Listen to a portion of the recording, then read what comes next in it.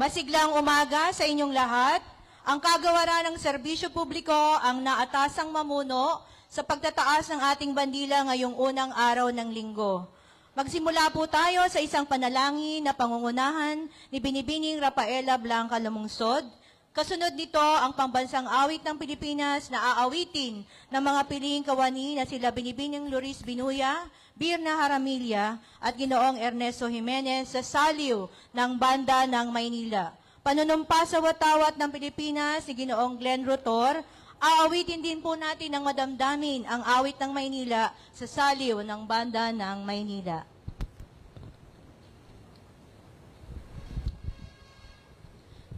Sa ngalan ng Ama, ng Anak at ng Espiritu Santo. Amen. Ama naming banal at makapangyarihan sa lahat, maraming salamat po sa isang masaganang buhay at malusog na katawan na iyong ibinigay sa amin. Maraming salamat pagkat binigyan ninyo kami ng panibagong linggo at pagkakataon na muli naming magampanan ang aming trabaho at tungkulin sa araw-araw.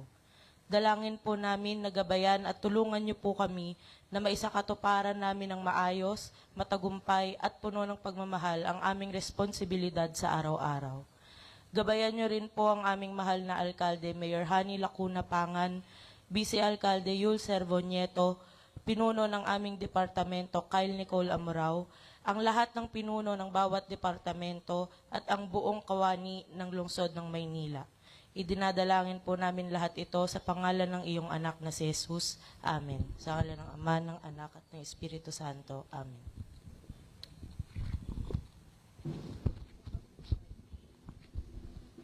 Ayang magiliw, perlas ng silanganan, alab ng puso, sa libdib mo'y buhay.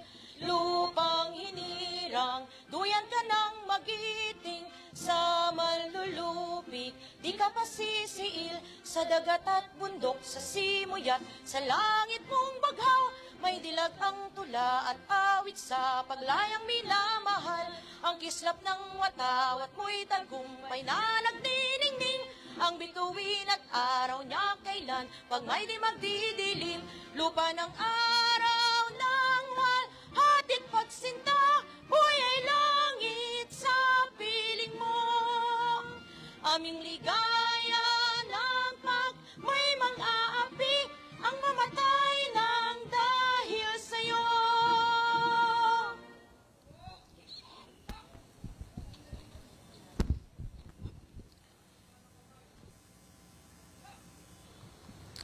Itaas po natin ang ating kanang kamay para sa panunumpa sa watawat ng Pilipinas.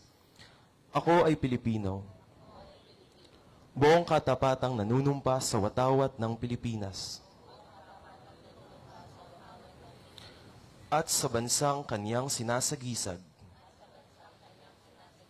ng may dangal, katarungan at kalayaan na ipinakikilos ng sambayanang makadiyos, makatao, makakalikasan, at makabansa.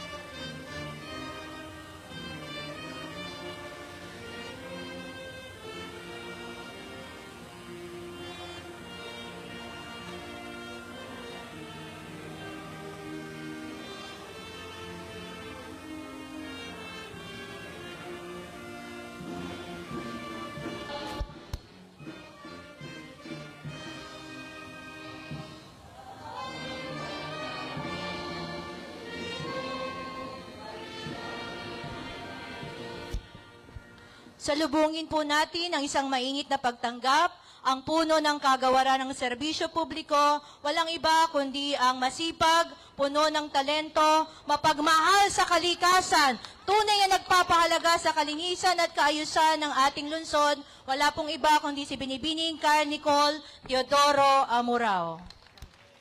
Sa ating butihing punong lungsod, Mayor Honey Lacuna Pangan, Vice Mayor Yul Servo Nieto, Secretary to the Mayor Attorney Marlon Lacson, City Administrator Mr. Bernardito Ang, Chief of Staff Mr. Joshua Santiago, sa ating mga konsehal, sa mga kapwa ko department heads, at sa lahat ng kawani ng ating pamahalaang lungsod, mabuhay at isang makakalikasang araw po sa ating lahat. Ngayong umaga po, malugod ko pong binabati ang aking pong mga masisipag na kasamahan mula po sa Department of Public Services na walang pinipiling oras sa pagseserbisyo para siguruhing malinis at mabango ang ating kapaligiran araw-araw. At gayon din po nito lamang nagdaang mga okasyon tulad ng Undas, Pasko, Bagong Taon, Traslasyon para sa kapistahan ng Itim na Poong Nazareno at kapistahan ng Santo Niño sa Pandakan at Tondo. Ngayon po, gusto ko pong hikayatin ng lahat sa pagsisegregate po ng ating mga basura. Nakikita nyo po dito sa aking kaliwa, ang dinonate po ng UNDP through the Japanese government, ang ating mobile materials recovery facility. So dito po, nakakakuha na po kami. Meron po ako mga dalang sample ng mga recyclables natin na nabubuo po natin mula sa nabubulok at sa hindi nabubulok na basura. Sa mga hindi po nabubulok na basura, yun po ang ating soil conditioner. Kasama rin po yung mga tuyong dahon. Yun naman po sa mga hindi nabubulok, katulad po ng mga plastic natin, nakakabuo na po tayo ng mga upuan, trash benches, coasters, at saka kung ano pa po. So yung sa pangunguna po ng ating mayorat, yun po ang kanyang utos. Ito po ay mga ibabalik po natin sa mga daycare at saka po sa mga barangay. Ayun lang po, hindi ko na po pahahabain. I-welcome ko na po ang kauna-unahang babaeng mayor na ating lungsod, Dr. Maria Sheila Honey Lacuna Pangan.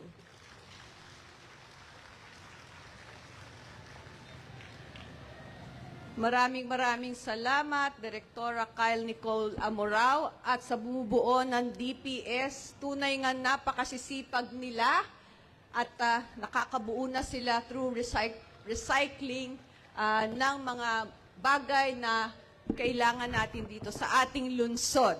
Hindi ko na ho papakatagalin dahil umuulan na po. Gusto ko lang pong pasalamatan lahat ng ating mga partners. Of course, we have very important visitors from the Osaka City Council delegation, headed by Sugimura Kotaro of the Osaka Innovation Party. And of course, ngayon din po ilo-launch natin yung PFPP Power Mobile Van natin. Ito po ay isang mobile assistive device workshop na maaring puntahan ng mga individual, mga persons with disability na nangangailangan ng prosthesis, orthosis, o wheelchair.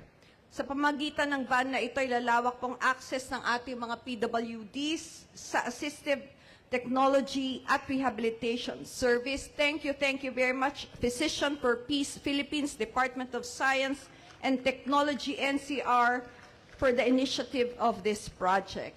At syempre, andyan ang ating laging partner from Pure Foods na magbibigay ng ating almusal, libreng hotdog and Sanmig coffee.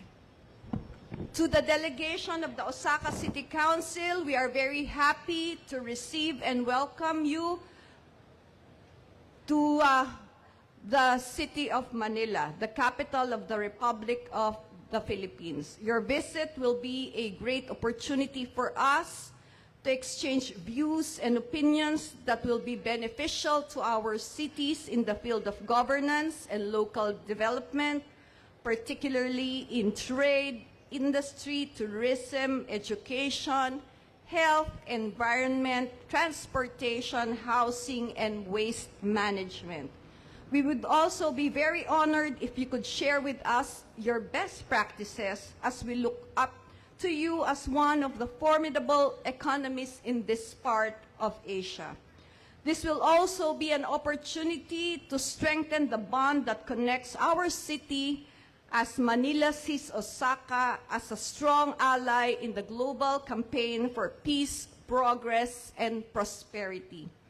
We hope that you will have a productive and memorable visit here in Manila, and when you go back to Osaka, you bring along with you the good stories and experiences you had, especially the warm hospitality of Manilans and all the Filipinos that you will meet during your stay.